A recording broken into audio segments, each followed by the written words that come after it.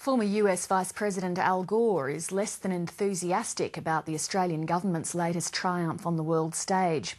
The climate change campaigner says he's sceptical that clean coal will be a big part of the solution to the issue, even though world leaders have backed Australia's work on the technology at last week's G8 summit.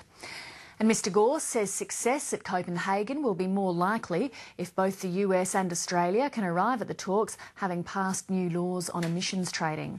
Raphael Epstein reports.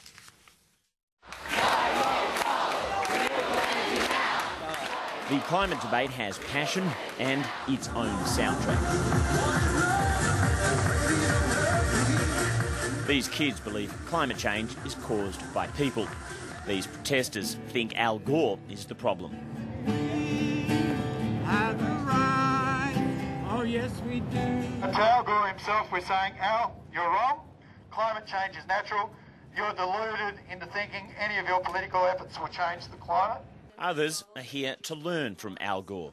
I'm running the organisation called the China Youth Climate Action Network. I myself have surfed in regions of the world where the water is too toxic and polluted to actually go into the ocean. I personally very passionate about the environmental issue. While he's here, Al Gore is pouring a little cold water on the Rudd government's centrepiece, an Australian-led global institute researching clean coal.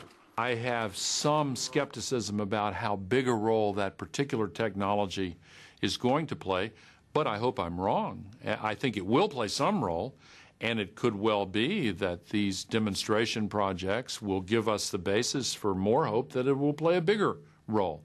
And since both the United States and Australia have a lot of coal and burn a lot of coal, it's certainly a good idea to investigate as thoroughly as possible how big a role this sequestration technology can play. Kevin Rudd has made much of the international endorsement for the Australian-led effort to find a real way of pumping carbon emissions underground and locking them there forever.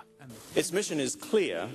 It's to get large-scale carbon capture and storage projects done around the world, not just discussed. The government believes it's a solid, practical idea. Others disagree and say Al Gore's tepid words are crucial. Well, sooner or later we have to get over this grand delusion that clean coal will save the day. I think Al Gore knows that. I think probably the Obama administration knows that. I think the Rudd government refuses to recognise the reality, and they power on with this myth that clean coal will save us. Clive Hamilton says Treasury modelling and international research shows clean coal is at the least 15 or 20 years away from being viable. The Prime Minister, though, says it can make a big difference. To make one practical contribution to the great challenge we all face of dealing effectively with climate change. It's crazy to divert resources from technologies that really will cut our emissions and do it now in order to for this delusion that clean coal will save the day. Because the US and Australia dragged their heels on Kyoto, the new governments in both countries have an obligation, says Al Gore, to secure a deal at Copenhagen. Both have begun the process of change in an impressive way. Neither has gone as far as I would like to see, but both have gone as far as the political limitations seem to make it possible to go.